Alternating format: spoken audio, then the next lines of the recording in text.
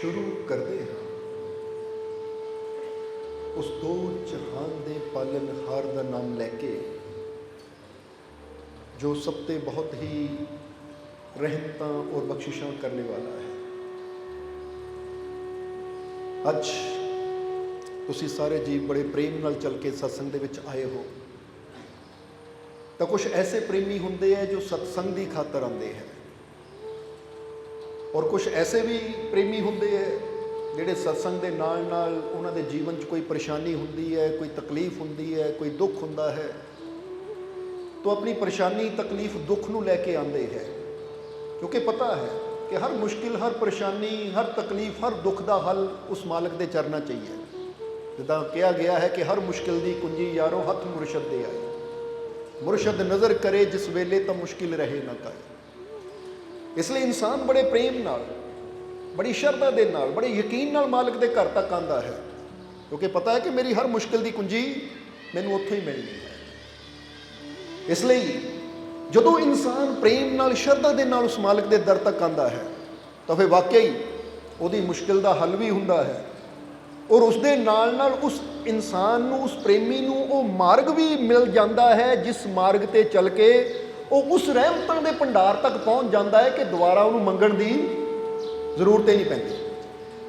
क्योंकि यही असीं भी चाहते हैं कि तकलीफां दुखां नूं लैके असीं बेनती करते हैं, उहदा हल तां लै लैंदे हैं, पर अगर असीं कुछ ऐसा समझ लईए, कुछ ऐसा जान लईए कि वो समझ के, वो जान के असीं उस मंजिल नूं पा लईए जिथे जाके फिर दोबारा सानूं मंगण की लोड़ ही ना रहे, फिर जीवन का मज़ा है। समझते हो कि नहीं? क्योंकि कहा जाता है कि जिस तरह एक भिखारी है, जरा समझना, ये बड़ी प्यारी एक छोटी जी साखी तो समझावांगे कि एक भिखारी सी, तकरीबन उसकी उम्र कोई 38-39 साल की सी। मंगदा मंगदा एक फकीर दे कोल चला गया। जदों फकीर ने देखिया कि ये भिखारी मंगदा मंगदा फिर रहा है, कदी किसी के अगे हथ अड्डदा है, कदी किसी अगे हथ अड्डदा है, हुण वो फकीरां दे कोल आ गया, क्योंकि फकीर भी चले जा रहे सी, और दूरों फकीर उन्होंने भिखारी नूं देख रहे सी, वो कदी किसी अगे हथ अड्ड रहा सी, कदी किसी अगे। हुण जदों फकीरां दे कोल आया तो फकीरां ने उस भिखारी नूं कहा कि ऐ नौजवान, तेरे हथ पैर बहुत सलामत है, फिर भी तू दूसरे अगे हथ अड्ड रहा है, दूसरे कोलों भीख मंग रहा है, तो रुक। कह के फकीरां ने अपनी जेब च हथ पाया और 2 रुपए कढ़े, और उस समय वो 2 रुपए बहुत कीमत रखते सी। उन्होंने 2 रुपए कढ़े, 1 रुपया वो हाथ से रखिया कि लै ये तेरे भोजन वास्ते है, तू कपड़ा लेना, भोजन लेना, ये वो वास्ते है, और आ जिहड़ा मैं दूजा रुपया तेनों दे रहा हाँ, तू इस तरह कर, हुणे ही बाजार च मेरे नाल चल, और मेरिया अखां सामने इस दूसरे रुपये नाल कुल्हाड़ी खरीद। की खरीद? कुल्हाड़ी। वो कहता मारे कुल्हाड़ी का मैं की करना है? कहते चलता सही तू। ਉਹਦੇ हथ से रखिया, ਉਹਨੂੰ नाल लै गए और एक दुकान ते गए जिथे जाके फकीरां ने उन्होंने कहा आ कुल्हाड़ी खरीद। उन्हें कुल्हाड़ी खरीदी। कहता महाराज हुण मैं की करना है? कहते बेटा हुण तेरे हथ च है, तेरे हथ च कुल्हाड़ी है ना, हुण तू 2 काम कर सकदा है, या तो कुल्हाड़ी नूं सुट के फेंक के दोबारा फिर तू दूजियां के हथ अड्ड के मंगतिया की तरह अपना जीवन गुजार सकता है, तो या फिर हुण इस कुल्हाड़ी नाल मेहनत कर, जंगल चों लकड़ा कट और उन्हां लकड़ां नूं बेच के अपना पेट भर, और याद रख जे तू मेहनत करेगा तो तैनूं किसी अगे हथ अड्डण की कदी जरूरत नहीं पेगी। हुण मंग मंग के तू सच दसी, मंग मंग के तेरा किन्ना क पेट भरदा है? वो कहता महाराज कभी भुखा भी रहना पैंदा है, नहीं मिलता कुछ तो भुखा भी रहना पैंदा है। फकीर कहते असीं वचन करते जे तू मेहनत करेगा तो दोबारा मंगण की तैनूं जरूरत ही नहीं पेगी, इसलिए जा कर्म कर, 15 दिन बाद इत्थे तैनूं मिलांगे, फिर दसी जे 15 दिन तेरी जिंदगी ना बदली तो फिर तैनूं जो ठीक लगे वो कर, पर 15 दिनों वास्ते जो मैं कह रहा वो करके देख लै।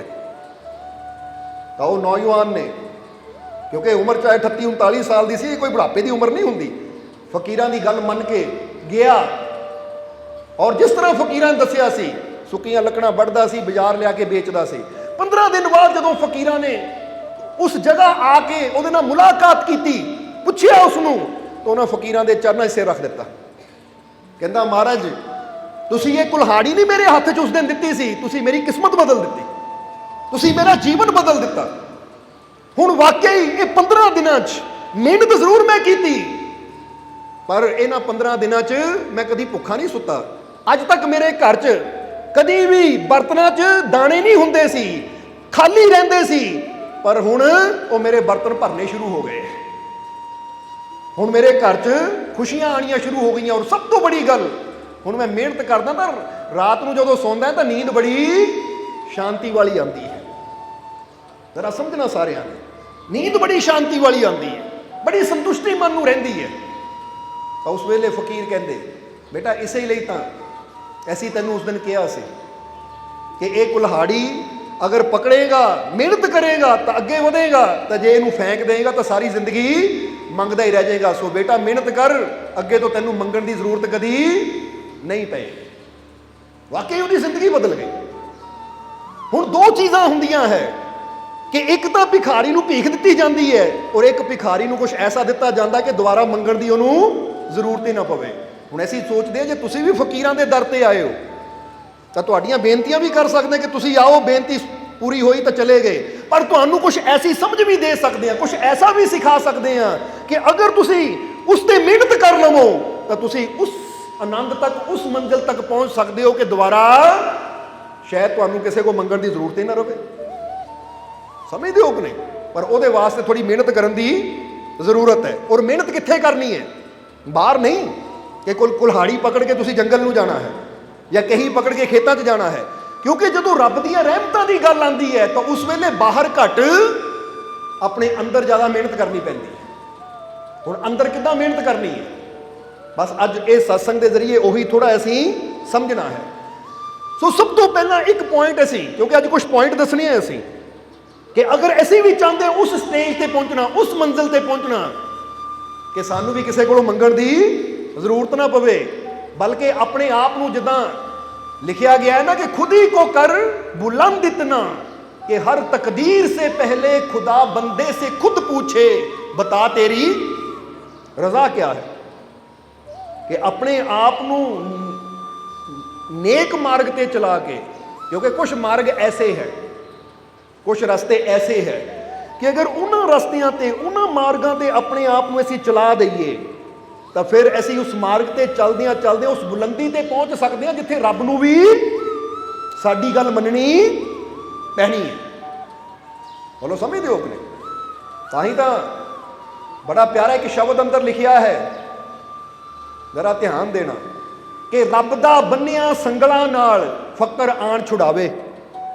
ਜੇ ਰੱਬ ਸੰਗਲ ਨਾਲ ਵੀ ਕੋਈ ਬੰਨ੍ਹ ਦੇਵੇ ਨਾ ਕਿਸੇ ਨੂੰ, ਫਕਰ ਆਉਂਦੇ ਆ ਉਹਨੂੰ ਛੁਡਾ ਦਿੰਦੇ ਐ। ਰੱਬ ਦਾ ਬੰਨਿਆ ਸੰਗਲਾਂ ਨਾਲ ਫਕਰ ਆਣ ਛੁਡਾਵੇ, ਫਕਰਾਂ ਦਾ ਬੰਨਿਆ ਧਾਗੇ ਨਾਲ ਰੱਬ ਵੀ ਖੋਲ ਨਾ ਪਾਵੇ। ਜ਼ਰਾ ਗੌਰ ਕਰੋ, ਇਹਨੂੰ ਕਹਿੰਦੇ ਪ੍ਰੇਮ, ਕਿ ਰੱਬ ਦਾ ਬੰਨਿਆ ਸੰਗਲਾਂ ਨਾਲ, ਕਿੱਥੇ ਸੰਗਲ ਤਾਂ ਕਿੱਥੇ ਇੱਕ ਧਾਗਾ। ਕਹਿੰਦੇ ਰੱਬ ਦਾ ਬੰਨਿਆ ਸੰਗਲਾਂ ਨਾਲ ਫਕਰ ਆਣ ਛੁਡਾਵੇ, ਪਰ ਫਕਰਾਂ ਦਾ ਬੰਨਿਆ ਧਾਗੇ ਨਾਲ ਰੱਬ ਵੀ ਖੋਲ ਨਾ ਪਾਵੇ। ਜੇ ਫਕਰ ਧਾਗੇ ਨਾਲ ਬੰਨ੍ਹਣ ਨਾ ਤਾਂ ਧਾਗੇ ਨਾਲ ਬੰਨਿਆ ਫਕਰ ਦਾ ਉਹ ਰੱਬ ਵੀ ਖੋਲ ਨਹੀਂ ਪਾਉਂਦਾ। ਕਾਰਨ ਕੀ ਹੈ? ਕਾਰਨ ਕੀ ਹੈ? ਕਹਿੰਦੇ ਨੇ ਸ਼੍ਰੀ ਕ੍ਰਿਸ਼ਨ ਦੇ ਜੀਵਨ ਦੀ ਇੱਕ ਕਹਾਣੀ ਤੋਂ ਥੋੜਾ ਜਿਹਾ ਦੱਸਾਂਗੇ ਕਾਰਨ। ਕਿ ਸ਼੍ਰੀ ਕ੍ਰਿਸ਼ਨ ਜਿਨ੍ਹਾਂ ਨੇ ਪਰਬਤ ਤੇ ਆਪਣੀ ਉਂਗਲੀ ਤੇ ਪਰਬਤ ਨੂੰ ਉਠਾ ਲਿਆ, ਕਹਿੰਦੇ ਗੋਵਰਧਨ ਪਰਬਤ ਨੂੰ ਆਪਣੀ ਉਂਗਲੀ ਤੇ ਉਠਾ ਲਿਆ। ਕਿਹੜੀ ਉਂਗਲੀ ਤੇ ਉਠਾਇਆ ਸੀ? ਚਿੱਚੀ ਉਂਗਲੀ। ਚਿੱਚੀ ਉਂਗਲੀ ਕਹਿੰਦੇ ਨਾ, ਸਭ ਤੋਂ ਛੋਟੀ ਉਂਗਲੀ। ਹੁਣ ਇਹਦਾ ਇਸ਼ਾਰਾ ਕੀ ਸੀ? ਇਹ ਸ਼੍ਰੀ ਕ੍ਰਿਸ਼ਨ ਸਾਨੂੰ ਕੁਝ ਸਮਝਾਉਣਾ ਚਾਹੁੰਦੇ ਸੀ। ਉਹ ਕੀ ਸਮਝਾਉਣਾ ਚਾਹੁੰਦੇ ਸੀ? ਕਿ ਜਿਹੜੇ ਭਗਵਾਨ ਤੇ ਵਿਸ਼ਵਾਸ ਕਰਨ ਵਾਲੇ ਆ ਨਾ, ਆਪਣੇ ਰੱਬ ਤੇ ਯਕੀਨ ਕਰਨ ਵਾਲੇ ਆ, ਉਹਨਾਂ ਮੂਹਰੇ ਮੁਸ਼ਕਿਲਾਂ ਦਾ ਪਹਾੜ ਵੀ ਹੋਵੇ ਤਾਂ ਉਹ ਉਹਨੂੰ ਵੀ ਚਿੱਚੀ ਉਂਗਲੀ ਤੇ ਚੱਕ ਲੈਂਦੇ ਆ। ਕੋਈ ਬੜੀ ਗੱਲ ਨਹੀਂ ਹੈ। ਪਰ ਜਿਹਦੇ ਅੰਦਰ ਵਿਸ਼ਵਾਸ ਨਾ ਹੋਵੇ, ਜਿਹਦੇ ਅੰਦਰ ਯਕੀਨ ਨਾ ਹੋਵੇ, ਉਹ ਛੋਟੀ ਜਿਹੀ ਤਕਲੀਫ ਨੂੰ ਵੀ ਇਦਾਂ ਮੰਨ ਲੈਂਦਾ ਕਿ ਲੈ ਵੀ ਮੈਂ ਤਾਂ ਮਰ ਗਿਆ, ਕਿਉਂਕਿ ਮੇਰੇ ਤੇ ਬੜੀਆਂ ਮੁਸ਼ਕਿਲਾਂ ਪੈ ਗਈਆਂ, ਹੁਣ ਮੈਂ ਮਰ ਗਿਆ। ਅਸੀਂ ਛੋਟੀ ਮੁਸ਼ਕਿਲ ਨੂੰ ਪਹਾੜ ਵੀ ਸਮਝ ਸਕਦੇ ਹਾਂ, ਪਰ ਕਦੋਂ? ਜਦੋਂ ਸਾਨੂੰ ਆਪਣੇ ਰੱਬ ਤੇ ਯਕੀਨ ਨਾ ਹੋਵੇ, ਆਪਣੇ ਮਾਲਿਕ ਤੇ ਵਿਸ਼ਵਾਸ ਨਾ ਹੋਵੇ। ਔਰ ਜਿਹਨੂੰ ਆਪਣੇ ਰੱਬ ਤੇ ਯਕੀਨ ਹੈ, ਰੱਬ ਤੇ ਵਿਸ਼ਵਾਸ ਹੈ, ਤਾਂ ਉਹ ਕੀ ਕਹਿੰਦਾ ਹੈ, ਹੋਵੇ ਜਿੰਨਾ ਮਰਜ਼ੀ ਮੁਸ਼ਕਿਲਾਂ ਦਾ ਬੜੇ ਤੋਂ ਬੜਾ ਪਹਾੜ, ਪਰ ਮੇਰੇ ਮਾਲਕ ਦੀ ਰਹਿਮਤ ਦੇ ਸਾਹਮਣੇ ਇਹ ਛੋਟਾ ਹੀ ਹੈ, ਕਿਉਂਕਿ ਉਹਦੀ ਰਹਿਮਤ ਮੈਨੂੰ ਉਹ ਤਾਕਤ ਦਿੰਦੀ ਹੈ, ਉਹਦੀ ਰਹਿਮਤ ਮੈਨੂੰ ਉਹ ਸ਼ਕਤੀ ਦਿੰਦੀ ਹੈ ਕਿ ਮੁਸ਼ਕਿਲਾਂ ਦੇ ਬੜੇ ਤੋਂ ਬੜੇ ਪਹਾੜ, ਜਿਹਨੂੰ ਦੁਨੀਆ ਕਹਿੰਦੀ ਬਹੁਤ ਬੜਾ ਦੁੱਖ, ਮੈਂ ਉਹਨੂੰ ਵੀ ਚਿੱਚੀ ਉਂਗਲੀ ਨਾਲ ਕਰ ਦੂੰ। ਜਿਹਦਾ ਬੰਦਾ ਮੇਰੀ ਚਿੱਚੀ ਉਂਗਲੀ ਦਾ ਕੰਮ ਹੈ, ਮਿਸਾਲ ਦਿੰਦਾ ਕਿ ਨਹੀਂ, ਉਹ ਕੰਮ ਬੜਾ ਔਖਾ ਹੈ, ਉਹ ਲੈ ਤੇਰੇ ਵਾਸਤੇ ਔਖਾ, ਮੇਰਾ ਤਾਂ ਬਾਏਂ ਹੱਥ ਦਾ ਕੰਮ, ਮੈਂ ਤਾਂ ਬਾਏਂ ਹੱਥ ਨਾਲ ਹੀ ਕਰ ਦੂੰ, ਜਾਂ ਮੈਂ ਤਾਂ ਉਂਗਲੀ ਦੇ ਇਸ਼ਾਰੇ ਨਾਲ ਹੀ ਕਰ ਦੂੰ। ਇਹ ਗੁਰੂ ਰਹਿਬਰ ਸਾਨੂੰ ਹਿੰਮਤ ਦਿੰਦੇ ਹੈ। ਬੰਦਾ ਕਹਿੰਦਾ ਉਹਨਾਂ ਨੇ ਚਮਤਕਾਰ ਕੀਤਾ, ਪਰ ਉਹ ਚਮਤਕਾਰ ਕਿਉਂ ਕਰਦੇ ਹੈ? ਤਾਂ ਕਿ ਸਾਨੂੰ ਗਿਆਨ ਮਿਲੇ, ਸਾਨੂੰ ਸਮਝ ਮਿਲੇ ਕਿ ਜੇ ਮੈਂ ਆਪਣੇ ਪ੍ਰਭੂ ਦੇ ਯਕੀਨ ਤੇ ਕਰ ਸਕਦਾ ਹੈ ਤਾਂ ਤੇਰੇ ਅੰਦਰ ਵੀ ਇਹ ਸ਼ਕਤੀ ਛੁਪੀ ਹੋਈ ਹੈ, ਤੇਰੇ ਅੰਦਰ ਵੀ ਇਹ ਤਾਕਤ ਛੁਪੀ ਹੋਈ ਹੈ। ਬਸ ਤੈਨੂੰ ਆਪਣੀ ਤਾਕਤ ਤੇ, ਆਪਣੇ ਮਾਲਿਕ ਤੇ, ਆਪਣੇ ਪ੍ਰਭੂ ਤੇ ਵਿਸ਼ਵਾਸ ਕਰਨ ਦੀ ਜ਼ਰੂਰਤ ਹੈ, ਕਿਉਂਕਿ ਜਿੱਥੇ ਵਿਸ਼ਵਾਸ ਹੈ ਉੱਥੇ ਹੀ ਤਾਕਤ ਪ੍ਰਗਟ ਹੁੰਦੀ ਹੈ। ਸਮਝ ਰਹੇ ਹੋ ਕਿ ਨਹੀਂ? ਵਿਸ਼ਵਾਸ ਦੇ ਨਾਲ ਹੀ ਛੁਪੀ ਹੋਈ ਸ਼ਕਤੀ ਸਾਹਮਣੇ ਆਉਂਦੀ ਹੈ। ਤਾਂ ਜੇ ਵਿਸ਼ਵਾਸ ਹੀ ਨਾ ਹੋਵੇ, ਇਹ ਯਕੀਨ ਹੀ ਨਾ ਹੋਵੇ, ਹੁਣ ਇੱਕ ਕਿਸਾਨ ਇੱਕ ਅਨਾਜ ਦੇ ਦਾਣੇ ਨੂੰ ਜ਼ਮੀਨ 'ਚ ਪਾਉਂਦਾ ਹੈ, ਕਿਉਂ ਪਾਉਂਦਾ ਹੈ? ਕਿਉਂਕਿ ਉਹਨੂੰ ਵਿਸ਼ਵਾਸ ਹੈ ਕਿ ਮੈਂ ਛੋਟਾ ਜਿਹਾ ਦਾਣਾ ਪਾਣਾ ਹੈ ਤੇ ਇਹ ਦਾਣੇ 'ਚੋਂ ਬੇਲ ਨਿਕਲਣੀ ਹੈ। ਜੇ ਉਹਨੂੰ ਵਿਸ਼ਵਾਸ ਨਾ ਹੋਵੇ ਤਾਂ ਕਦੇ ਵੀ ਆਪਣੀਆਂ ਬੋਰੀਆਂ ਦੀਆਂ ਬੋਰੀਆਂ ਜ਼ਮੀਨ 'ਚ ਨਾ ਖਿਲਾਰੇ। ਬੋਲੋ ਸਮਝਦੇ ਹੋ ਕਿ ਨਹੀਂ? ਉਹਨੂੰ ਵਿਸ਼ਵਾਸ ਹੈ ਨਾ। ਵਿਸ਼ਵਾਸ ਦਾ ਮਤਲਬ ਕੀ ਹੁੰਦਾ ਹੈ? ਕਿ ਜੋ ਅੱਜ ਨਹੀਂ ਹੈ, ਮੈਨੂੰ ਨਜ਼ਰ ਨਹੀਂ ਆ ਰਿਹਾ, ਪਰ ਮੈਂ ਵਿਸ਼ਵਾਸ ਕਰਦਾ ਹਾਂ ਕਿ ਉਹ ਚੀਜ਼ ਮੈਨੂੰ ਮਿਲੇਗੀ। ਹੁਣ ਇੱਕ ਦਾਣੇ ਨੂੰ ਦੇਖ ਲਓ, ਉਹ 'ਚ ਕੋਈ ਬੇਲ ਨਹੀਂ ਹੈ, ਉਹ 'ਚ ਕੋਈ ਪੌਦਾ ਨਹੀਂ ਹੈ, ਪਰ ਉਹ ਦਾਣੇ ਦੇ ਉੱਪਰ ਵਿਸ਼ਵਾਸ ਹੈ ਕਿ ਜੇ ਇਹਨੂੰ ਜ਼ਮੀਨ 'ਚ ਬੀਜੂਗਾ ਤਾਂ ਮੈਨੂੰ ਪੌਦਾ ਮਿਲੇਗਾ, ਔਰ ਉਹ ਪੌਦੇ ਨੂੰ ਹਜ਼ਾਰਾਂ ਦਾਣੇ ਲੱਗਣਗੇ। ਇਹ ਵਿਸ਼ਵਾਸ ਹੈ। ਇਸੇ ਤਰ੍ਹਾਂ ਜੋ ਅੱਜ ਨਹੀਂ ਹੈ ਪਰ ਅਸੀਂ ਵਿਸ਼ਵਾਸ ਕਰਦੇ ਹਾਂ, ਤਾਂ ਫਿਰ ਸਾਨੂੰ ਕੱਲ ਨੂੰ ਉਹ ਰਿਜ਼ਲਟ ਦੇ ਰੂਪ ਵਿੱਚ ਮਿਲਣਾ ਸ਼ੁਰੂ ਹੋ ਜਾਂਦਾ ਹੈ, ਕਿਉਂਕਿ ਸਾਡਾ ਵਿਸ਼ਵਾਸ ਹੀ ਉਸ ਨੂੰ ਪ੍ਰਗਟ ਕਰਦਾ ਹੈ। ਸਮਝਦੇ ਹੋ? ਕਹਿੰਦੇ ਨਾ, ਧੰਨੇ ਨੇ ਪੱਥਰ ਵਿੱਚੋਂ ਰੱਬ ਨੂੰ ਪਾ ਲਿਆ। ਕਿੱਦਾਂ ਪਾਇਆ? ਉਹਨੂੰ ਵਿਸ਼ਵਾਸ ਸੀ। ਨਹੀਂ ਤਾਂ ਜਿਸ ਨੇ ਪੱਥਰ ਦਿੱਤਾ ਸੀ ਉਹਨਾਂ ਤਾਂ ਸਧਾਰਨ ਪੱਥਰ ਦਿੱਤਾ ਸੀ, ਉਹਦੇ ਬਦਲੇ ਗਊ ਵੀ ਲੈ ਲਈ ਧੰਨੇ ਕੋਲੋਂ, ਪਰ ਧੰਨੇ ਨੇ ਉਹ ਸਧਾਰਨ ਪੱਥਰ ਵਿੱਚੋਂ ਵੀ, ਕਹਿੰਦੇ ਸ਼ਲੀਗ੍ਰਾਮ ਵੀ ਨਹੀਂ ਸੀ, ਉਹ ਸਧਾਰਨ ਪੱਥਰ ਸੀ, ਰੰਗ ਕਰਕੇ ਦੇ ਦਿੱਤਾ, ਔਰ ਹੱਸਿਆ ਬਾਅਦ ਚੋਂ ਕਿ ਲੈ ਮੈਂ ਤਾਂ ਧੰਨੇ ਨੂੰ ਮੂਰਖ ਬਣਾ ਦਿੱਤਾ। ਪਰ ਇਹ ਨਹੀਂ ਪਤਾ ਕਿ ਪ੍ਰੇਮ ਇੱਕ ਐਸੀ ਤਾਕਤ ਹੈ, ਵਿਸ਼ਵਾਸ ਇੱਕ ਐਸੀ ਤਾਕਤ ਹੈ ਕਿ ਜਿਹਦੇ ਅੰਦਰ ਪ੍ਰੇਮ ਹੋਵੇ, ਵਿਸ਼ਵਾਸ ਹੋਵੇ, ਉਹਨੂੰ ਕੋਈ ਮੂਰਖ ਨਹੀਂ ਬਣਾ ਸਕਦਾ, ਕਿਉਂਕਿ ਉਹਦਾ ਪ੍ਰੇਮ, ਉਹਦਾ ਵਿਸ਼ਵਾਸ ਭਗਵਾਨ ਨੂੰ ਵੀ ਪੱਥਰ 'ਚੋਂ ਪ੍ਰਗਟ ਹੋਣ ਤੇ ਮਜਬੂਰ ਕਰ ਦਿੰਦਾ ਹੈ। ਗੱਲ ਤਾਂ ਵਿਸ਼ਵਾਸ ਦੀ ਹੈ, ਯਕੀਨ ਦੀ ਹੈ। ਇਸ ਲਈ ਬੜੀ ਸਮਝਣ ਵਾਲੀ ਗੱਲ ਹੈ ਕਿ ਧੰਨੇ ਨੂੰ ਇੰਨਾ ਵਿਸ਼ਵਾਸ ਸੀ ਪੱਥਰ ਤੇ, ਤਾਂ ਉਹਨੇ ਪੱਥਰ 'ਚੋਂ ਰੱਬ ਨੂੰ ਪਾ ਲਿਆ। ਅੱਜ ਬੰਦੇ ਨੂੰ ਆਪਣੇ ਗੁਰੂ ਤੇ ਵਿਸ਼ਵਾਸ ਨਹੀਂ ਹੈ, ਮੁਰਸ਼ਦ ਤੇ ਵਿਸ਼ਵਾਸ ਨਹੀਂ ਹੈ। ਨਹੀਂ ਤਾਂ ਜੇ ਮੁਰਦਾ ਪੱਥਰ 'ਚੋਂ ਰੱਬ ਮਿਲ ਸਕਦਾ ਤਾਂ ਜੀਦੇ ਜਾਗਦੇ ਗੁਰੂ 'ਚੋਂ ਕਿਉਂ ਨਹੀਂ ਮਿਲ ਸਕਦਾ? ਸਮਝਦੇ ਹੋ ਕਿ ਨਹੀਂ? ਗੱਲ ਤਾਂ ਵਿਸ਼ਵਾਸ ਦੀ ਹੈ, ਗੱਲ ਤਾਂ ਯਕੀਨ ਦੀ ਹੈ। ਇਸ ਲਈ ਯਕੀਨ, ਵਿਸ਼ਵਾਸ ਸਾਨੂੰ ਰੱਬ ਦੀਆਂ ਉਹਨਾਂ ਰਹਿਮਤਾਂ ਤੱਕ ਲੈ ਕੇ ਜਾਂਦਾ ਹੈ, ਉਹ ਬਖਸ਼ਿਸ਼ਾਂ ਤੱਕ ਲੈ ਕੇ ਜਾਂਦਾ ਹੈ ਕਿ ਜਿਹੜੀਆਂ ਬਖਸ਼ਿਸ਼ਾਂ ਬੇਅੰਤ ਹੈ। ਔਰ ਇੱਕ ਗੱਲ ਹੋਰ ਦੱਸਾਂਗੇ, ਇੱਥੇ ਸਾਨੂੰ ख्वाजा हसन वसरी के जीवन का एक बड़ा प्यारा किस्सा याद आ गया। ख्वाजा हसन वसरी, उन्होंने जीवन की बड़ी प्यारी गल है कि वह हमेशा मैंबर ते बह के उन्होंने अगे संगत बहती होंगी सी, तो लोगों को खिताब करते समझाते होंगे सी। एक दिन वो मैंबर ते बैठे समझा रहे हैं कि अपने रब के दरवाजे ते दस्तक दिंदे रहो, दस्तक दिंदे रहो, कदी ना कदी तो रब का दरवाजा तुहाडे वास्ते खुलेगा ही, कदी ना कदी तो रब का दरवाजा तुहाडे वास्ते खुलेगा। बस खड़काते रहो, दस्तक दिंदे रहो, दस्तक दिंदे रहो, कदी ना कदी वो दरवाजा तुहाडे वास्ते जरूर खुलेगा।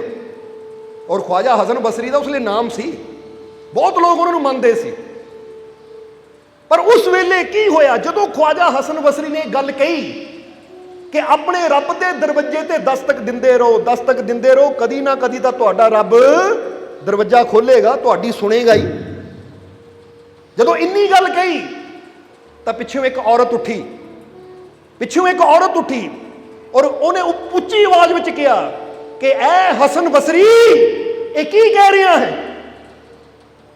जरा ध्यान देना, एडे बड़े फकीर ने एक औरत ने चैलेंज किया पिछों कि ऐ हसन बसरी, ये की कह रही है तू? सारे का ध्यान उधर गया कि एक औरत पिछों बोल रही है। सारे ध्यान जब उधर गया तो ख्वाजा हसन बसरी ने भी उधर देखा, तो देख के उस औरत की तरफ देखिया ਔਰ ਉਸ ਔਰਤ ਨੂੰ ਇਸ਼ਾਰੇ ਨਾਲ ਕੋਲ ਬੁਲਾਇਆ। ਔਰਤ ਕੋਲ ਆ ਗਈ। ਜਦੋਂ ਕੋਲ ਆਈ ਤਾਂ ਉਸ ਵੇਲੇ ਹਸਨ ਬਸਰੀ ਕਹਿਣ ਲੱਗੇ, ਐ ਬੀਬੀ ਤੂੰ ਕੀ ਕਹਿਣਾ ਚਾਹੁੰਦੀ ਹੈ? ਕਿ ਮੈਂ ਕਹਿ ਰਿਹਾ ਹਾਂ ਕਿ ਆਪਣੇ ਰੱਬ ਦੇ ਦਰਵਾਜ਼ੇ ਤੇ ਦਸਤਕ ਦਿੰਦੇ ਰਹੋ, ਦਸਤਕ ਦਿੰਦੇ ਰਹੋ, ਕਦੀ ਨਾ ਕਦੀ ਤਾਂ ਰੱਬ ਤੁਹਾਡੇ ਵਾਸਤੇ ਆਪਣਾ ਦਰਵਾਜ਼ਾ ਖੋਲੇਗਾ ਹੀ, ਕਦੀ ਨਾ ਕਦੀ ਤੁਹਾਡੀ ਸੁਣੇਗਾ ਹੀ। ਕੀ ਮੈਂ ਗਲਤ ਕਹਿ ਰਿਹਾ ਹਾਂ? ਤਾਂ ਉਸ ਵੇਲੇ ਉਹ ਔਰਤ ਬੋਲੀ ਕਿ ਹਾਂ ਹਸਨ ਬਸਰੀ, ਤੂੰ ਗਲਤ ਬੋਲ ਰਿਹਾ ਹੈ। ਕੀ ਕਹਿ ਰਿਹਾ ਕਿ ਰੱਬ ਦੇ ਦਰਵਾਜ਼ੇ ਤੇ ਦਸਤਕ ਦਿੰਦੇ ਰਹੋ, ਕਦੀ ਨਾ ਕਦੀ ਤਾਂ ਰੱਬ ਆਪਣਾ ਦਰਵਾਜ਼ਾ ਖੋਲੇਗਾ ਹੀ। ਉਹ ਹਸਨ ਬਸਰੀ ਇੱਕ ਗੱਲ ਦੱਸੋ, ਮੇਰੇ ਰੱਬ ਦਾ ਦਰਵਾਜ਼ਾ ਬੰਦ ਕਦੋਂ ਹੁੰਦਾ ਹੈ? ਉਹਦਾ ਦਰਵਾਜ਼ਾ ਤਾਂ 24 ਘੰਟੇ ਖੁੱਲਾ ਰਹਿੰਦਾ ਹੈ। ਖੁੱਲੇ ਤਾਂ ਉਹਦਾ ਦਰਵਾਜ਼ਾ ਜਿਹਦਾ ਕਦੀ ਬੰਦ ਵੀ ਹੋਵੇ। ਉਹ ਮੇਰਾ ਰੱਬ ਐਸਾ ਹੈ, ਉਹਦੀ ਰਹਿਮਤ ਦਾ ਦਰਵਾਜ਼ਾ, ਉਹਦੇ ਘਰ ਦਾ ਦਰਵਾਜ਼ਾ ਕਦੀ ਬੰਦ ਹੁੰਦਾ ਹੀ ਨਹੀਂ ਹੈ। ਅਗਰ ਕਹਿਣਾ ਹੈ ਤਾਂ ਇਹ ਨਾ ਕਹਿ ਕਿ ਮੇਰੇ ਰੱਬ ਦਾ ਦਰਵਾਜ਼ਾ ਕਦੀ ਨਾ ਕਦੀ ਖੁੱਲੇਗਾ, ਬਲਕਿ ਇਹ ਕਹਿ ਉਹਦੀਆਂ ਰਹਿਮਤਾਂ ਦਾ ਦਰਵਾਜ਼ਾ ਤਾਂ ਖੁੱਲਾ ਹੀ ਹੈ, ਪਰ ਉਹਦੀ ਰਹਿਮਤ ਤੁਹਾਨੂੰ ਉਦੋਂ ਮਿਲੇਗੀ ਜਦੋਂ ਤੁਹਾਡੇ ਅੰਦਰ ਪ੍ਰੇਮ ਦਾ ਦਰਵਾਜ਼ਾ, ਵਿਸ਼ਵਾਸ ਦਾ ਦਰਵਾਜ਼ਾ ਖੁੱਲੇਗਾ। ਕਿਉਂਕਿ ਬੰਦੇ ਦੇ ਹੀ ਅੰਦਰ ਵਿਸ਼ਵਾਸ ਦਾ ਦਰਵਾਜ਼ਾ ਬੰਦ ਹੁੰਦਾ ਹੈ, ਪ੍ਰੇਮ ਦਾ ਦਰਵਾਜ਼ਾ ਬੰਦ ਹੁੰਦਾ ਹੈ। ਤਾਂ ਜਦੋਂ ਤੱਕ ਇਨਸਾਨ ਦਾ ਪ੍ਰੇਮ ਔਰ ਵਿਸ਼ਵਾਸ ਦਾ ਹੀ ਦਰਵਾਜ਼ਾ ਬੰਦ ਹੋਵੇ, ਉਦੋਂ ਤੱਕ ਉਹਦੀ ਰਹਿਮਤ ਦੇ ਦਰਵਾਜ਼ੇ ਤੱਕ ਉਹ ਪਹੁੰਚ ਨਹੀਂ ਸਕਦਾ। ਜਿਸ ਲਈ ਹਸਨ ਬਸਰੀ ਨੇ ਇਹ ਗੱਲ ਸੁਣੀ, ਅੱਖਾਂ 'ਚ ਪਾਣੀ ਆ ਗਿਆ, ਮੈਂਬਰ ਤੋਂ ਉੱਠੇ ਉਤਰ ਕੇ ਔਰਤ ਦੇ ਕੋਲ ਆ ਗਏ, ਹੱਥ ਜੋੜ ਦਿੱਤੇ। ਉਹ ਸਹਾਬੀ ਕਹਿਣ ਲੱਗੇ, ਉਹਨਾਂ ਦੇ ਸੇਵਕ, ਮਹਾਰਾਜ ਇਹ ਤੁਸੀਂ ਕੀ ਕਰ ਰਹੇ ਹੋ? ਉਸ ਔਰਤ ਅੱਗੇ ਹੱਥ ਜੋੜ ਰਹੇ ਹੋ? ਉਹ ਕਹਿੰਦੇ ਨਹੀਂ, ਇਹ ਔਰਤ ਮੇਰੇ ਨਾਲੋਂ ਜ਼ਿਆਦਾ ਉਹ ਰੱਬ ਨੂੰ ਜਾਣਦੀ ਹੈ, ਮੇਰੇ ਨਾਲੋਂ ਜ਼ਿਆਦਾ ਉਹਨੂੰ ਜਾਣਦੀ ਹੈ, ਇਸ ਲਈ ਕੋਈ ਮਾਮੂਲੀ ਔਰਤ ਨਹੀਂ ਹੈ। ਕੌਣ ਹੈ ਤੂੰ? ਤਾਂ ਉਸ ਵੇਲੇ ਉਹਨਾਂ ਆਪਣਾ ਨਾਮ ਦੱਸਿਆ, ਮੈਂ ਰਬੀਆ ਬਸਰੀ ਹਾਂ। ਇਹ ਪਹਿਲੀ ਮੁਲਾਕਾਤ ਸੀ ਰਬੀਆ ਬਸਰੀ ਔਰ ਹਸਨ ਬਸਰੀ ਦੀ। ਜ਼ਰਾ ਗੌਰ ਕਰਨਾ, ਰਬੀਆ ਵੀ ਇੱਕ ਬਹੁਤ ਬੰਦਗੀ ਕਰਨ ਵਾਲੀ ਔਰਤ ਫਕੀਰ ਹੋਈ ਹੈ। ਕਹਿੰਦੇ ਇਹ ਐਸੀ ਔਰਤ ਫਕੀਰ ਸੀ ਕਿ ਮੱਕੇ ਦਾ ਹੱਜ ਕਰਨ ਜਾ ਰਹੀ ਹੈ, ਤਾਂ ਲਿਖਿਆ ਹੈ ਕਿ ਇਹਨੂੰ ਮੱਕੇ ਜਾਣ ਦੀ ਲੋੜ ਨਹੀਂ ਪਈ, ਮੱਕਾ ਹੀ ਚੱਲ ਕੇ ਇਹਦੇ ਕੋਲ ਆ ਗਿਆ ਸੀ। ਉਹ ਸ਼ਾਇਦ ਤੁਸੀਂ ਕਹਾਣੀ ਸੁਣੀ ਹੋਵੇ, ਜਦੋਂ ਪਿਆਸੇ ਕੁੱਤੇ ਨੂੰ ਇਹਨਾਂ ਪਾਣੀ ਪਿਲਾਇਆ ਸੀ। ਕਹਿੰਦੇ ਰਬੀਆ ਬਸਰੀ ਦੇ ਬਾਲ ਬੜੇ ਲੰਬੇ ਸੀ, ਬਾਲ ਬੜੇ ਲੰਬੇ ਸੀ, ਤਾਂ ਹਮੇਸ਼ਾ ਸੋਚਦੀ ਰਹਿੰਦੀ ਸੀ ਰੱਬ ਨੇ ਮੈਨੂੰ ਇੰਨੇ ਲੰਬੇ ਬਾਲ ਕਿਉਂ ਦਿੱਤੇ ਹੈ? ਕਿਉਂਕਿ ਕਈ ਵਾਰ ਬੰਦੇ ਦੇ ਮਨ 'ਚ ਆ ਜਾਂਦਾ ਨਾ, ਆਹ ਚੀਜ਼ ਰੱਬ ਨੇ ਪਤਾ ਨਹੀਂ ਮੈਨੂੰ ਇੰਨੀ ਲੰਬੀ ਕਿਉਂ ਦਿੱਤੀ ਹੈ, ਜਾਂ ਆਹ ਕਿਉਂ ਇਦਾਂ। ਤਾਂ ਇੱਕ ਦਿਨ ਰਬੀਆ ਬਸਰੀ ਇੱਕ ਟੋਲੀ ਦੇ ਨਾਲ ਹੱਜ ਕਰਨ ਜਾ ਰਹੀ, ਔਰ ਉਸ ਸਮੇਂ ਪੈਦਲ ਹੀ ਹੱਜ ਹੁੰਦੇ ਸੀ। ਚਲਦੇ ਚਲਦੇ ਇੱਕ ਜਗ੍ਹਾ ਪਹੁੰਚੀ, ਤਾਂ ਜਦੋਂ ਪਹੁੰਚੀ ਰਬੀਆ ਇਬਾਦਤ ਤੇ ਬੈਠੀ, ਤਾਂ ਜਿਹੜੀ ਨਾਲ ਦੀ ਟੋਲੀ ਸੀ ਉਹ ਅੱਗੇ ਚਲੀ ਗਈ। ਰਬੀਆ ਦੀ ਜਦੋਂ ਅੱਖ ਖੁੱਲੀ ਤਾਂ ਉੱਥੇ ਕੋਈ ਵੀ ਹੈ ਨਹੀਂ, ਕਿਉਂਕਿ ਸਾਰੇ ਆਪਣੇ ਤੰਬੂ ਲੈ ਕੇ ਅੱਗੇ ਚਲੇ ਗਏ। ਹੁਣ ਰਬੀਆ ਵੀ ਇਕੱਲੀ ਤੁਰੀ ਜਾ ਰਹੀ ਹੈ, ਤਾਂ ਨਾਲੇ ਰੱਬ ਨੂੰ ਕਹਿ ਰਹੀ ਹੈ, ਰੱਬਾ ਇੰਨਾ ਵਧੀਆ ਸੰਗ ਸੀ, ਸੰਗ ਨਾਲੋਂ ਵਿਛੜ ਗਈ। ਪਰ ਹੁਣ ਇਹ ਤਾਂ ਰੱਬ ਹੀ ਜਾਣਦਾ ਕਿ ਸੰਗ ਨਾਲੋਂ ਵਿਛਾੜਨਾ ਵੀ ਉਹਦੇ ਪਿੱਛੇ ਵੀ ਕੋਈ ਰਾਜ ਸੀ, ਕਿਉਂਕਿ ਕੁਝ ਰਹਿਮਤਾਂ ਹੁੰਦੀਆਂ ਉਹ ਸਾਰਿਆਂ 'ਚ ਨਹੀਂ ਦਿਖਾਈਆਂ ਜਾਂਦੀਆਂ, ਉਹ ਰਹਿਮਤ ਇਕੱਲੇ ਨੂੰ ਹੀ ਦਿਖਾਈ ਜਾਂਦੀ ਹੈ। ਇਸ ਲਈ ਜੇ ਕਦੀ ਜੀਵਨ 'ਚ ਇਕੱਲੇ ਵੀ ਰਹਿ ਜਾਓ ਨਾ, ਘਬਰਾਓ ਨਾ, ਡਰੋ ਨਾ, ਫਿਕਰ ਨਾ ਕਰੋ, ਕਿਉਂਕਿ ਇਕੱਲਾ ਜਦੋਂ ਇਨਸਾਨ ਹੁੰਦਾ ਹੈ ਨਾ, ਤਾਂ ਫਿਰ ਪਤਾ ਨਹੀਂ ਉਹਦੀ ਰਹਿਮਤ ਦਾ ਕਿਹੜਾ ਨਜ਼ਾਰਾ ਬੰਦੇ ਨੇ ਦੇਖ ਲੈਣਾ। ਕਿਉਂਕਿ ਜਦ ਵੀ ਉਹਦੀ ਰਹਿਮਤ ਦੇਖੀ ਹੈ ਤਾਂ ਬਾਬਾ ਫਰੀਦ ਨੇ ਦੇਖੀ ਤਾਂ ਇਕੱਲੇ ਹੀ ਬੈਠੇ ਸੀ, ਮਹਾਤਮਾ ਬੁੱਧ ਨੇ ਦੇਖੀ ਇਕੱਲੇ ਹੀ ਬੈਠੇ ਸੀ, ਸ਼੍ਰੀ ਗੁਰੂ ਨਾਨਕ ਦੇਵ ਜੀ ਨੇ ਦੇਖੀ ਇਕੱਲਿਆਂ ਨੇ ਦੇਖੀ। ਉਹ ਮੇਲਿਆਂ 'ਚ ਨਹੀਂ ਦੇਖੀ ਜਾਂਦੀ, ਉਹ ਤਾਂ ਇਕੱਲੇ ਹੋ ਕੇ ਦੇਖੀ ਜਾਂਦੀ, ਜਦੋਂ ਹਰ ਪਾਸਿਓਂ ਆਪਣਾ ਧਿਆਨ ਹਟਾ ਕੇ ਬੰਦਾ ਉਹਦੇ ਨਾਲ ਜੋੜ ਲੈਂਦਾ। ਤਾਂ ਹੀ ਕਹਿੰਦੇ ਬੰਦਗੀ ਕਰਨੀ, ਸਿਮਰਨ ਕਰਨਾ ਤਾਂ ਇਦਾਂ ਕਰਕੇ ਦੁਨੀਆ ਹੀ ਭੁੱਲ ਜਾਵੇ, ਉਹਦੇ ਨਾਲ ਐਸੀ ਸੁਰਤੀ ਜੁੜੇ ਕਿ ਜਾਂ ਤੂੰ ਹੋਵੇ ਜਾਂ ਉਹ ਹੋਵੇ ਬਸ। ਹੁਣ ਰਬੀਆ ਬਸਰੀ ਤੁਰ ਪਈ, ਜਾ ਰਹੀ ਹੈ। ਜਦੋਂ ਜਾ ਰਹੀ ਹੈ ਤਾਂ ਕੀ ਦੇਖਿਆ ਕਿ ਇੱਕ ਕੁੱਤਾ ਹੈ, ਸਮਝਦੇ ਹੋ ਕਿ ਨਹੀਂ? ਔਰ ਕੁੱਤਾ, ਉਹਦੀ ਜ਼ੁਬਾਨ ਬਾਹਰ ਨਿਕਲੀ ਹੋਈ ਹੈ, ਉਹਨੂੰ ਬੜੀ ਪਿਆਸ ਲੱਗੀ, ਉਹ ਰਬੀਆ ਦੇ ਕੋਲ ਆ ਗਿਆ। ਤਾਂ ਰਬੀਆ ਸਮਝ ਗਈ ਕਿ ਇਸ ਵੇਲੇ ਬੜਾ ਪਿਆਸਾ ਹੈ, ਪਰ ਹੁਣ ਮੈਂ ਪਾਣੀ ਕਿੱਥੋਂ ਪਿਲਾਵਾਂ? ਕਿਉਂਕਿ ਉਹ ਸੰਗ ਦੇ ਨਾਲ ਸੀ ਤਾਂ ਉਹਨਾਂ ਕੋਲ ਪਾਣੀ ਵੀ ਸੀ, ਸਭ ਕੁਝ ਸੀ, ਕੋਈ ਫਿਕਰ ਨਹੀਂ ਸੀ। ਪਰ ਹੁਣ ਇੰਤਜ਼ਾਮ ਕਿੱਥੋਂ ਕਰਾਂ, ਕਿਉਂਕਿ ਉਹ ਤਾਂ ਅੱਗੇ ਚਲੇ ਗਏ। ਹੁਣ ਧਿਆਨ ਤੇ ਬੈਠੀ ਸੀ, ਤਾਂ ਧਿਆਨ ਤੇ ਬੰਦਗੀ ਤੇ ਬੈਠਿਆਂ ਨੂੰ ਟਾਈਮ ਦਾ ਪਤਾ ਨਹੀਂ ਲੱਗਾ। ਤਾਂ ਹੁਣ ਉਹਨਾਂ ਨੇ ਵੀ ਦੇਖਿਆ, ਕਿਉਂਕਿ ਜਿਹੜੇ ਕਾਫਿਲੇ ਹੁੰਦੇ ਕਿਸੇ ਦੀ ਇੱਕ ਦੀ ਖਾਤਰ ਨਹੀਂ ਰੁਕਦੇ, ਉਹ ਤਾਂ ਚੱਲਦੇ ਹੈ। ਹੁਣ ਤੁਸੀਂ 에ਅਰਪੋਰਟ ਤੇ ਬੈਠੇ ਹੋਵੋ, ਤੁਹਾਡੇ ਪਲੇਨ ਦਾ ਟਾਈਮ ਜੇ ਹੋਵੇ ਕਿ 3 ਵਜੇ ਫਲਾਈਟ ਹੈ, ਹੁਣ ਤੁਸੀਂ ਕਿਤੇ ਸੌ ਜਾਵੋ ਜਾ ਕੇ, ਤਾਂ ਉਹਨਾਂ ਨੇ ਪਹਿਲਾਂ ਤਾਂ ਲੱਭਣਾ, ਪਰ ਦੇਖਣਾ ਕਿ ਹੁਣ ਟਾਈਮ ਓਵਰ ਹੋ ਗਿਆ ਤਾਂ ਛੱਡ ਕੇ ਚਲੇ ਜਾਣਾ ਉਹਨਾਂ ਨੇ। ਇਸ ਲਈ ਉੱਥੇ ਬੰਦੇ ਨੂੰ ਆਪ ਹੀ ਧਿਆਨ ਰੱਖਣਾ ਪੈਂਦਾ, ਭਾਈ ਮੇਰੀ ਫਲਾਈਟ ਦੇ ਟਾਈਮ ਮੈਂ ਗੇਟ ਮੋਰੇ ਪਹੁੰਚ ਜਾਵਾਂ। ਇਸੇ ਤਰ੍ਹਾਂ ਜਦੋਂ ਯਾਤਰਾ ਹੁੰਦੀ ਹੈ, ਤਾਂ ਜਦੋਂ ਕਾਫਿਲੇ ਚੱਲਦੇ ਆ, ਤਾਂ ਬੰਦੇ ਨੂੰ ਆਪ ਹੀ ਧਿਆਨ ਰੱਖਣਾ ਪੈਂਦਾ ਕਾਫਿਲੇ ਦੇ ਜਾਣ ਦਾ। ਪਰ ਰਬੀਆ ਜਦੋਂ ਬੰਦਗੀ ਤੇ ਬੈਠੀ ਤਾਂ ਐਸੀ ਸੁਰਤੀ ਜੁੜੀ, ਨਾਲੇ ਰੱਬ ਨੇ ਕੁਝ ਰਹਿਮਤਾਂ ਦਿਖਾਣੀਆਂ ਸੀ, ਇਸ ਲਈ ਜਰੀਆ ਬਣ ਗਿਆ। ਕਿ ਰਬੀਆ ਹੁਣ ਕੱਲੀ ਜਾ ਰਹੀ, ਜਦੋਂ ਕੂਕਰ ਨੂੰ ਦੇਖਿਆ, ਕੁੱਤੇ ਨੂੰ ਦੇਖਿਆ ਤਾਂ ਮਨ 'ਚ ਬੜਾ ਤਰਸ ਆਇਆ, ਪਾਣੀ ਕਿੱਥੋਂ ਮਿਲੇਗਾ। ਹੁਣ ਪਾਣੀ ਦੀ ਤਲਾਸ਼ ਕਰਦੇ ਕਰਦੇ ਕੀ ਹੋਇਆ ਕਿ ਰਬੀਆ ਇੱਕ ਕੂਏ ਦੇ ਕੋਲ ਪਹੁੰਚੀ। ਜਦੋਂ ਕੂਏ ਦੇ ਕੋਲ ਪਹੁੰਚੀ ਤਾਂ ਕੂਏ ਤੇ ਕੋਈ ਨਾ ਡੋਲ ਸੀ ਨਾ ਰੱਸੀ ਸੀ, ਕੂਏ 'ਚ ਪਾਣੀ ਜ਼ਰੂਰ ਸੀ।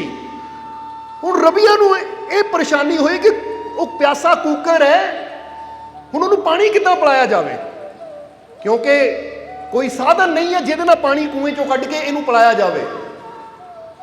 ਨਾ ਕੋਈ ਰੱਸੀ ਹੈ ਨਾ ਡੋਲ ਹੈ। ਕੀ ਕਰਾਂ ਮੈਂ ਕਿ ਕਿਸੇ ਤਰ੍ਹਾਂ ਇਹ ਪਿਆਸੇ ਕੂਕਰ ਦੀ ਪਿਆਸ ਬੁਝਾ ਸਕਾਂ।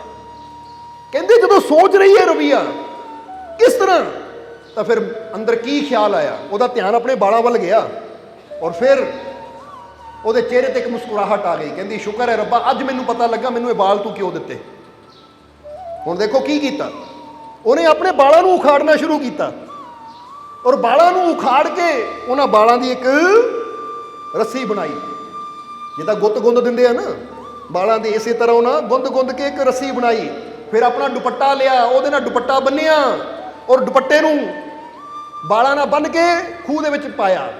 ਜਦੋਂ ਭਿੱਜ ਗਿਆ ਉਹਨੇ ਬਾਹਰ ਖਿੱਚਿਆ, ਕੁੱਤੇ ਦੇ ਕੋਲ ਲਿਜਾ ਕੇ ਉਹ ਪਾਣੀ ਨਿਚੋੜ ਕੇ ਉਹਨੂੰ ਪਿਲਾਇਆ, ਕਿਉਂਕਿ ਇਹੀ ਸਾਧਨ ਸੀ ਹੁਣ।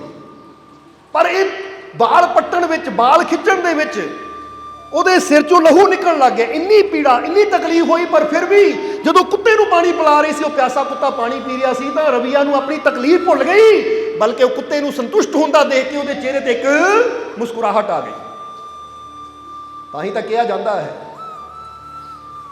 ਕਿ ਆਖਿਰ ਮਰਨਾ ਹੈ ਮੌਤ ਨੇ ਛੱਡਣਾ ਨਹੀਂ, ਯਾਰਾ ਕਿਸੇ ਲਈ ਮਰੇ ਤੇ ਤਾਂ ਜਾਣਾ, ਭਲਿਆ ਨਾਲ ਕਰਦਾ ਹਰ ਕੋਈ ਭਲਾ, ਯਾਰਾ ਭਲਾ ਬੁਰਿਆਂ ਨਾਲ ਕਰੇ ਤੇ ਤਾਂ ਜਾਣਾ।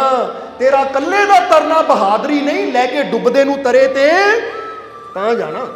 ਇਹ ਕੁਝ ਐਸਾ ਕਰੀਏ ਕਿ ਜਿਹਦੇ ਨਾਲ ਕਿਸੇ ਦਾ ਭਲਾ ਹੋ ਜਾਵੇ। ਕੋਈ ਸਾਡੇ ਨਾਲ ਭਲਾ ਕਰੇ, ਉਹਦੇ ਨਾਲ ਤਾਂ ਹਰ ਕੋਈ ਭਲਾ ਕਰਦਾ ਹੈ। ਕੋਈ ਸਾਡੇ ਨਾਲ ਬੁਰਾ ਕਰੇ, ਫਿਰ ਵੀ ਅਸੀਂ ਉਹਦੇ ਨਾਲ ਭਲਾ ਕਰੀਏ, ਇਹੀ ਰੱਬ ਦੇ ਪਿਆਰਿਆਂ ਦਾ ਕੰਮ ਹੁੰਦਾ ਹੈ। ਹੁਣ ਰਬੀਆ ਉਹੀ ਕਰ ਰਹੀ ਸੀ।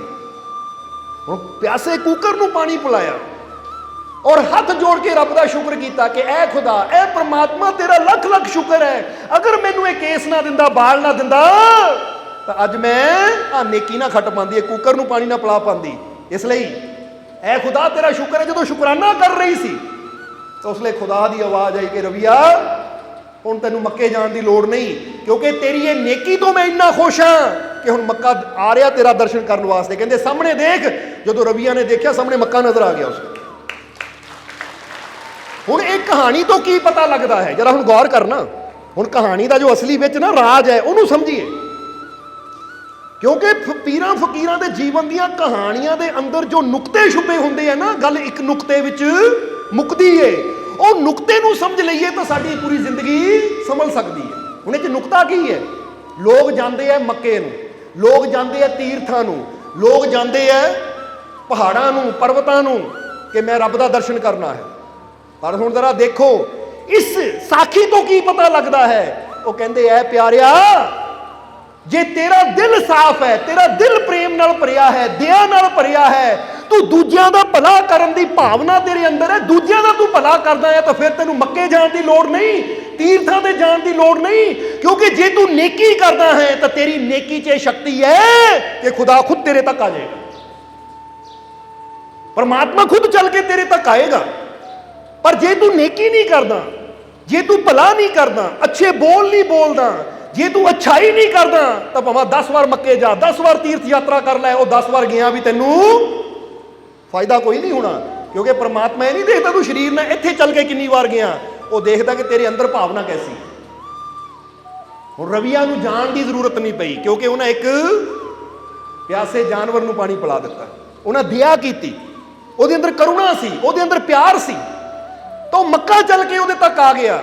ਤਾਂ ਜੇ ਤੁਹਾਡੇ ਅੰਦਰ ਵੀ ਕਰੁਣਾ ਹੋਵੇ, ਦਇਆ ਹੋਵੇ, ਪ੍ਰੇਮ ਹੋਵੇ, ਤੁਹਾਡੇ ਅੰਦਰ ਵੀ ਸਰਬਤ ਦੇ ਭਲੇ ਦੀ ਕਾਮਨਾ ਹੋਵੇ, ਤਾਂ ਫਿਰ ਤੁਹਾਨੂੰ ਵੀ ਕਿਤੇ ਜਾਣ ਦੀ ਲੋੜ ਨਹੀਂ, ਉਹ ਪ੍ਰਮਾਤਮਾ ਖੁਦ ਚੱਲ ਕੇ ਤੁਹਾਡੇ ਕੋਲ ਆ ਜਾਏਗਾ ਕਿ ਪਿਆਰਿਆ ਚੱਲਾ ਕਿੱਥੇ ਹੈ, ਤੇਰੀ ਨੇਕੀ ਤੋਂ ਮੈਂ ਇੰਨਾ ਖੁਸ਼ ਹਾਂ ਕਿ ਤੈਨੂੰ ਜਾਣ ਦੀ ਲੋੜ ਨਹੀਂ, ਲੈ ਮੈਂ ਤੇਰੇ ਕੋਲ ਹਾਂ।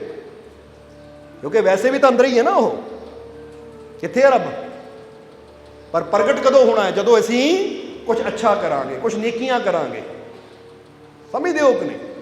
इसलिए साडे अंदर अच्छाई होएगी, साडे अंदर नेकी होएगी, नेक भावना होएगी, तो फिर परमात्मा या ओदी रहमत खुद चल के साडे तक आ जाती है। अज बंदा नेकी करता नहीं और बाहरों दिखावे बहुत करता है, बंदा बाहरों दिखावे बहुत करता है। मैं इन्ने टाइम आ पाठ करदा, मैं इन्ने टाइम पूजा करदा, मैं इन्ने टाइम नमाज पढ़दा हाँ, मैं ये करदा, मैं वो करदा, बाहरों मैं सारे पहरावे जो भी है सब कुछ कर रहे हो, बाहर को जो मर्जी करी जाओ, जब तक अंदर साफ नहीं होएगा, जब तक अंदर नेकी की भावना नहीं होएगी, उदों तक रब नूं तुहाडे दिखावे नाल कोई मतलब नहीं कि बाहरों तुसीं की कर रहे हो। तुहाडे अंदर प्यार होना चाहिए है, विश्वास होना चाहिए है, तुहाडे अंदर यकीन होना चाहिए है।